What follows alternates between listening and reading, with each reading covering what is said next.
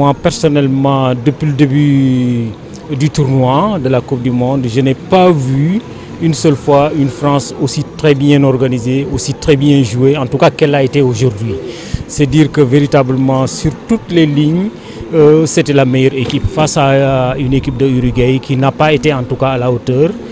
Du point de vue organisation défensive, on a vu une très belle équipe de France. En tout cas, il y avait la réplique, il y avait la réponse qui ne libérait pas d'espace. Chaque espace libéré, en tout cas, était compensé par un partenaire. Au niveau des deuxièmes ballons également, ils étaient les meilleurs.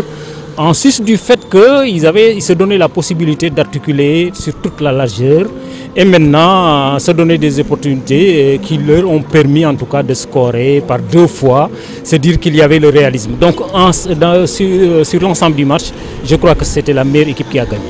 Alors au début on ne donnait pas cher à cette équipe de France. Oui, tout à fait, parce que déjà par rapport au premier tour, c'est vrai que c'est une équipe qui gagnait mais qui n'était pas convaincante.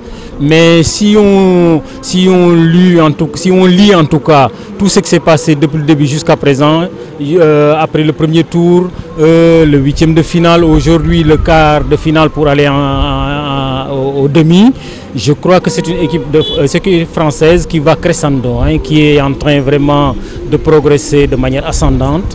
Je crois qu'ils seront sans pression parce que déjà l'objectif est atteint. Maintenant, il va falloir se reconsidérer par rapport à une meilleure confiance.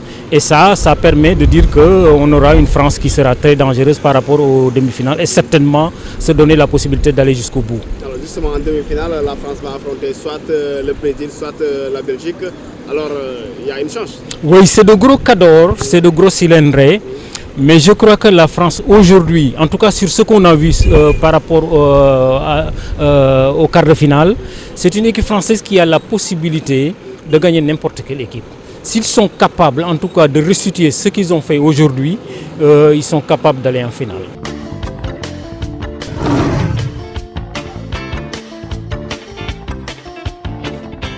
Les favoris sont out, c'est ce qui fait le charme de la Coupe du Monde. Vous savez, le football a vraiment ses impondérables, ça c'est très clair. Évidemment, des équipes peut-être très inattendues sont là, à l'instar de la Russie. C'est simplement parce que c'est impondérable, comme on dit. Parce que le football, c'est aussi ça, voir une petite équipe taquiner les grandes. Et donc, ce n'est pas forcément les meilleurs qui gagnent.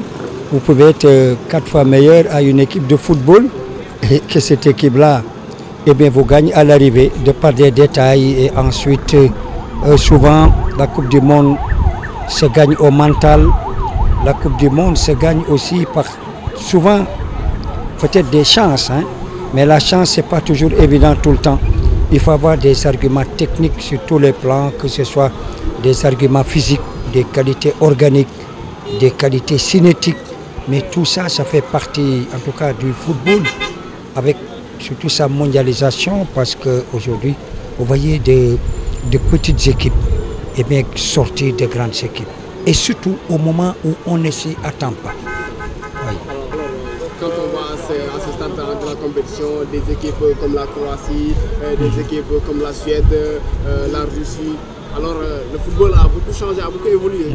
Le football a beaucoup évolué. Je disais tout à l'heure, ça c'est la mondialisation du football.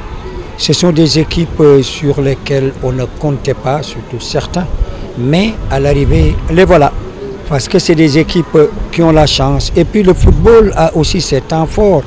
Une très grande équipe de football, si elle n'exploite pas ses temps forts, eh bien, elle peut se livrer à des comptes. Et ces comptes, le plus souvent, eh bien, aboutissent à des buts au moment où vous vous y attendez le moins. C'est ça aussi le charme du football. Mais à ce stade de la compétition, la Coupe du Monde, moi je disais, n'importe qui peut battre n'importe qui.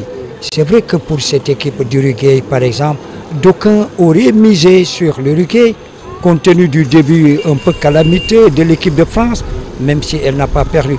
Mais voyez, c'est vrai que la non-participation de Edinson Cavani a un peu modifié la donne, mais tout de même, une équipe de football, c'est 11 joueurs, c'est vrai que il n'est pas là, Matuidi, la France a gagné et c'est ça aussi, on me dira que ce n'est pas les mêmes dimensions entre Cavani et Matuidi, parce que Cavani, ça peut être une équipe de l'Uruguay avec Edinson Cavani dépendant.